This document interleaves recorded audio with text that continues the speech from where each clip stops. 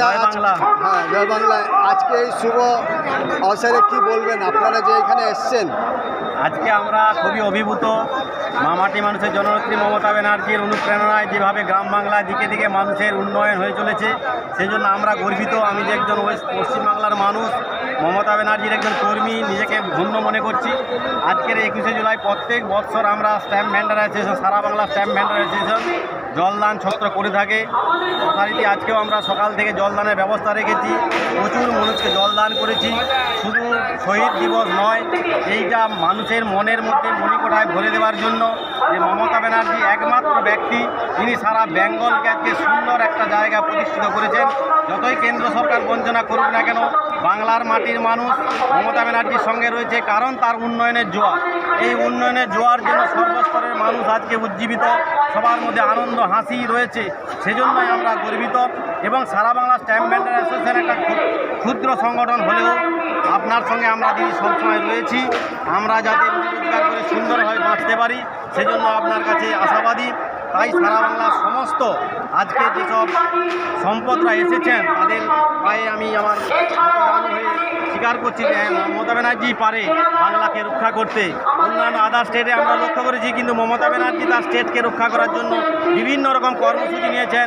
লক্ষ্মীর ভাণ্ডার থেকে আরম্ভ করে, স্বাস্থ্যসাথী থেকে আরম্ভ করে, শিশু থেকে বৃদ্ধ সমস্ত মানুষের জন্য ব্যবস্থা করেছেন। আজকে বাংলাকে ডেভেলপ করে অন্যান্য স্টেটগুলো আজকে তৈরি হচ্ছে, তাদের মতো করে বিভিন্নভাবে তাদেরকে পরিজনকে সুবিধা দেওয়ার জন্য। তাই মমতা ব্যানার্জি, আপনার চরণে শতকোটি প্রণাম। মমতা ব্যানার্জি জিন্দাবাদ, অভিষেক ব্যানার্জি জিন্দাবাদ, ঋতব্রত ব্যানার্জি জিন্দাবাদ, শক্তিপদ মণ্ডল জিন্দাবাদ, INTTC জিন্দাবাদ, সারা বাংলা স্ট্যাম্প ভেন্ডার অ্যাসোসিয়েশন জিন্দাবাদ। কিছু দুষ্কর্মীরা বাংলাকে বিভাজন করতে চাইছে, তাদের জন্য কি বলবো? আমরা বাংলার মানুষ, স্বামী বিবেকানন্দ, রামকৃষ্ণদেবের মাটিতে আমরা বাস করি। এখানে বাঙালি, হিন্দুত্ব, ওইসব ছুড়ছুড়ি দিয়ে কোনো লাভ নাই। আমরা বাঙালি, আমরা হিন্দু, মুসলমান, খ্রিস্টান সবাই একসঙ্গে মমতা ব্যানার্জির সঙ্গে রয়েছি। আজকে 2021 সালের ভোটে দেখছেন মমতা ব্যানার্জি কীভাবে জয়গার পেয়েছেন। 2026 সালে একই রূপে তিনি জয় লাভ করবেন। কারণ যতই হিন্দুত্ব ছুড়ছুড়ানি দেন না কেন, বিজেপি গভর্নমেন্ট কিছুতেই কিছু করতে পারবেন না। পশ্চিমবাংলার মানুষ মমতা ব্যানার্জিকে চিনে, কোনো রাজনৈতিক কোনো ধর্মকে তারা বিশ্বাস করে না। সবাই আমরা এক, হিন্দু, মুসলিম, খ্রিস্টান সবাইকে নিয়ে আমরা থাকতে চাই। তাই বলছি, যতই আপনারা চেষ্টা করুন, কখনোই মমতা ব্যানার্জিকে টলাতে পারবেন না। কারণ তার মতবাদ সবাইকে নিয়ে, তিনি কারোর জন্য কাউকে বেশি করে দেখেন না, কাউকে কম করে, সবাইকে সমানভাবে দেখেছেন। একটা ক্ষুদ্র খেটে খাওয়া ক্ষেত মজুরি যেমন বার্ধক্য ভাতা পায়, একটা ধনীরও বার্ধক্য ভাতা হয়। একটা ক্ষুদ্র মেয়ে যেমন 500 টাকা পায়, ধনীর মেয়ে 1000 টাকা পায়। 500 1000-এর কোনো বিভেদ নাই, ধনী গরিবের মধ্যে কোনো বিভেদ না, সবাইকে সমান করে দিচ্ছে। এটাই মমতা ব্যানার্জির কোয়ালিটি, এটাই মমতা ব্যানার্জি। জয় হিন্দ, বন্দে মাতরম। আর আজকের যে এখানে এসছেন, আপনারা কি বার্তা দিতে চান কর্মীদের?